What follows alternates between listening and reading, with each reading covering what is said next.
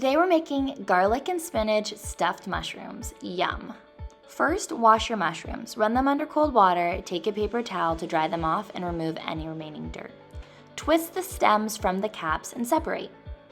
We've got to take the skin off of our garlic, and it's kind of hard to do that right up front, so I like to smash the garlic with the flat end of my knife.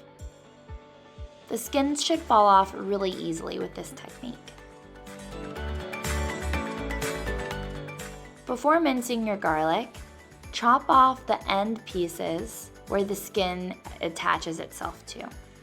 Then gather your garlic in a pile and roughly chop in all directions until your large pieces of garlic turn into a total mince. Gather your garlic and throw it in a bowl.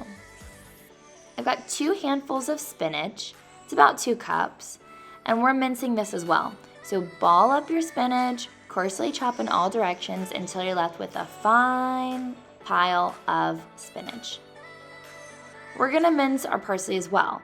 But before we do this, I wanna remove the majority of the large stems. So I'm separating the two. In one hand I hold the stem, the other hand I hold the leaf, and I just pull.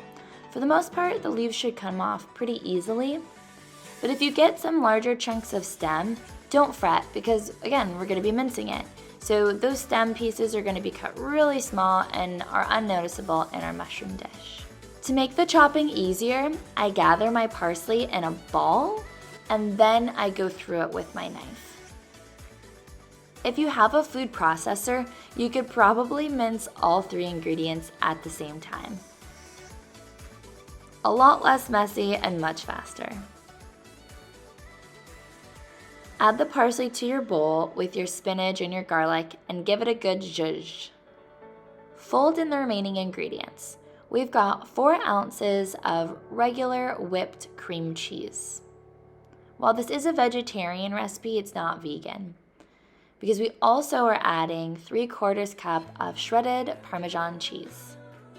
If you wanted to modify this to make this entirely plant-based, you could do a vegan alternative cream cheese, or you could use mashed beans like fava beans or chickpeas.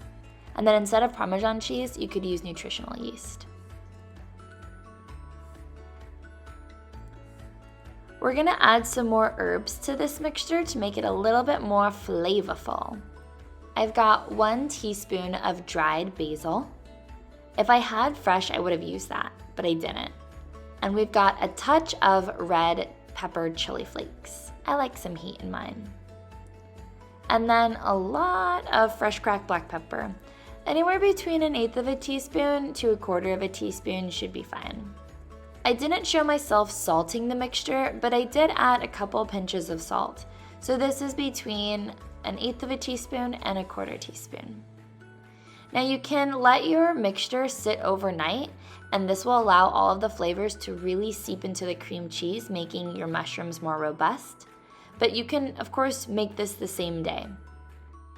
When your filling is ready, simply stuff your mushrooms. Each mushroom holds about a teaspoon of filling, but it honestly depends on how big the mushrooms are.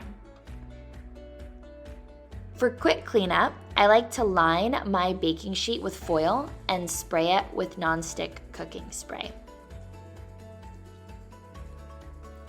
My filling will allow for about 30 mushrooms to be stuffed, and all of them fit on my baking sheet. Yay! Add your mushrooms to your preheated oven, which should have been set at 375 degrees, and then cook them for 15 minutes. Voila!